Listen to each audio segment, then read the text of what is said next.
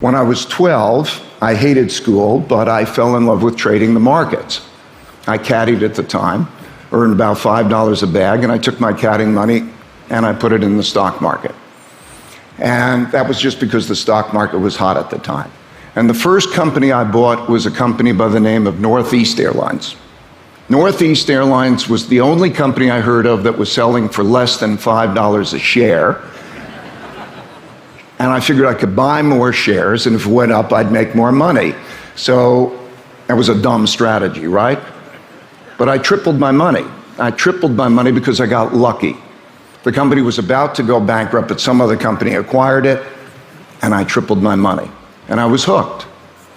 And I thought, this game is easy. With time, I learned this game is anything but easy.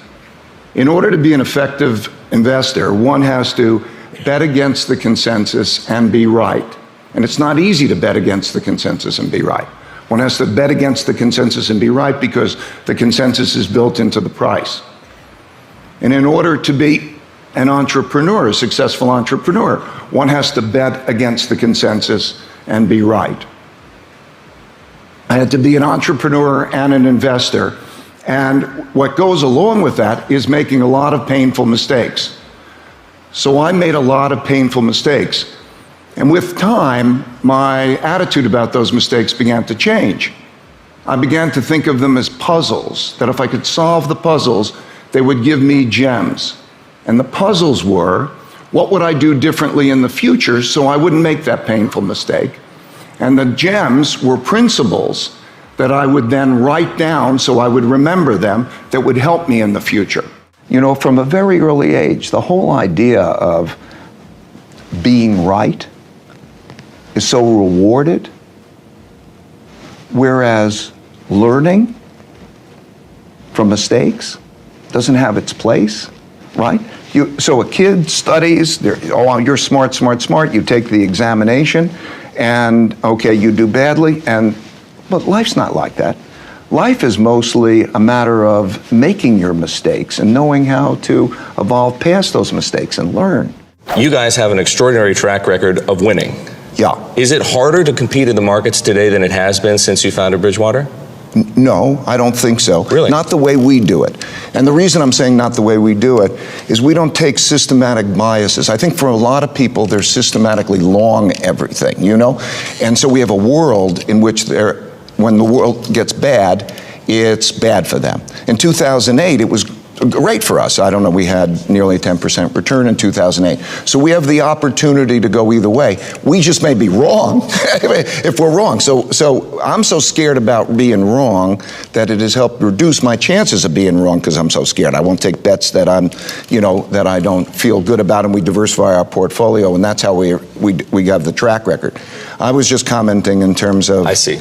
Let's say, you asked me about investors. So I'm trying to go back what an investor should do. Well, and what you think is appropriate for your here's investors, what you guys are doing. Well, I want to just convey to investors. I think in the average investor, most everybody, don't compete against pros like ourselves or other people. Don't making tactical asset allocation bets or moving around in the markets because you're probably going to lose. It's difficult for us. We put hundreds just buy beta for 15 basis points? No, you have to have a balanced portfolio.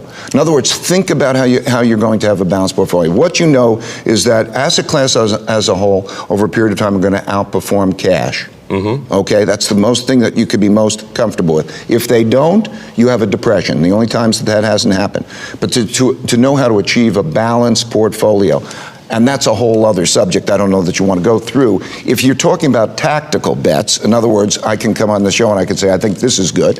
But then what happens is if I come a month later and I then change my mind because something has happened, then I'm going to mislead people. So the tactical bets I don't think are going to be helpful. I would say that we're in an environment in which it's very important to have a well-diversified, and that'll include assets like, to some extent, maybe a little bit of gold in your portfolio. In other words, what could I tell investors? Try to achieve balance in various ways. That's a whole subject about how to do it. And also, I think that, gold, at 5% of your portfolio, 5 or 10% of your portfolio, under the circumstances, would be also a prudent thing to do. prudence is the important thing to do. The reason I'm also referring to that is we have a situation where a debt is money. In other words, we have a fiat monetary system too. And so we're having problems as these central banks operate. And so think of it as another form of cash. And when cash now has 0 or 0% interest rates or less, think of it as one of those possibilities in terms of how do you create diversification? Well, we break it into two parts. We have two basic portfolios. There is the strategic asset allocation mix, which we call all-weather, and that just has nothing to do with bets. It has to do with how to make all the assets the same risk parity. I would call risk parity. The problem is when people try to diversify and they own some equities, and equities has a volatility that's large, or they own assets that do well when the economy does well and do badly when the economy does badly, they have a concentration of their risk in some assets. They need to change the portfolio. They need to buy longer duration bonds or leverage the bonds or bring up so that bonds and commodities and pieces have comparable impacts so that whatever happens in the economy will then have a balancing effect.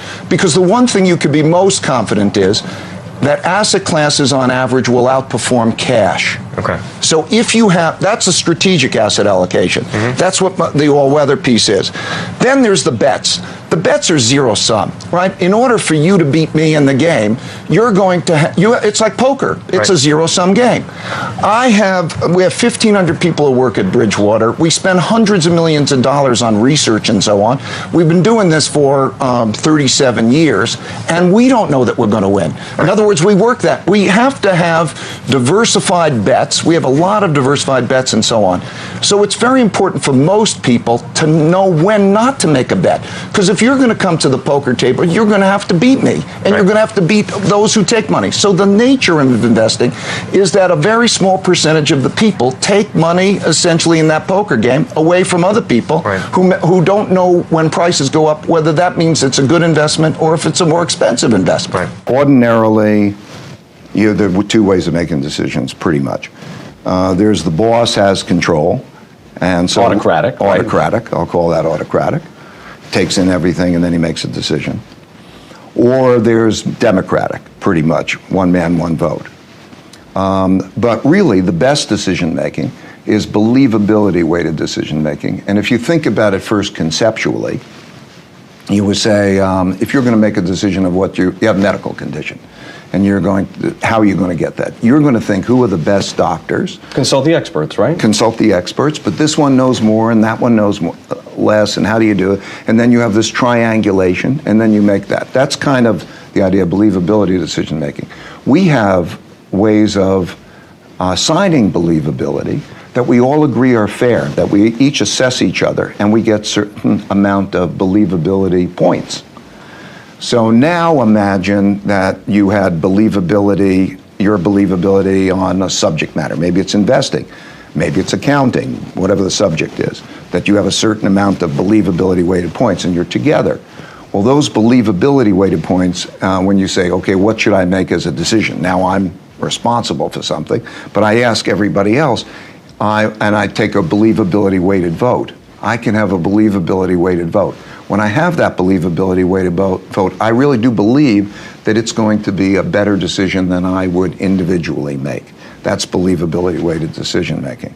And it's fantastic when you have independent thinkers. In order to be successful in the markets or as an entrepreneur, one has to be an independent thinker that makes decisions better than the consensus decisions. It's fair. In the markets, the consensus is built into the price. It's beta. Yeah. So now you have to bet against the consensus to make money. Therefore, you have to be an independent thinker. The best dynamic is to have a bunch of independent thinkers. Now you've got a bunch of independent thinkers. How are they going to have thoughtful disagreement and get past those disagreements? How we have done that is the key to our success, and it's outlined in the book. So what happens with meditation, as you know, is it's just a simple exercise that allows you first to clear your head, and then brings an equanimity to everything. Everything, it eliminates the stress, it eliminates the emotion. And you do it how often? You're a busy guy. Yeah, I've been doing it for 44 years, but I do it, twice a day, probably a third of the time, once a day, probably a third of the time, and not at all. For 20 minutes, twice a day. Yeah. So you spend And 40 I'll minutes pick- a day as part of your... Oh, it's such a great investment. I would say that more than any other factor having any effect on my success, it's been meditation. Because the equanimity and also the creativity, because it opens between literally the prefrontal cortex and the amygdala, it opens the two sides of the brains and it allows a spontaneity, a creativity, an open-mindedness. And so it's good for not only the health, because you get stress is a terrible thing, but it also is very good in terms of the clarity, and you don't get the emotional hijacking, and it's great for creativity. So it's helped me a lot.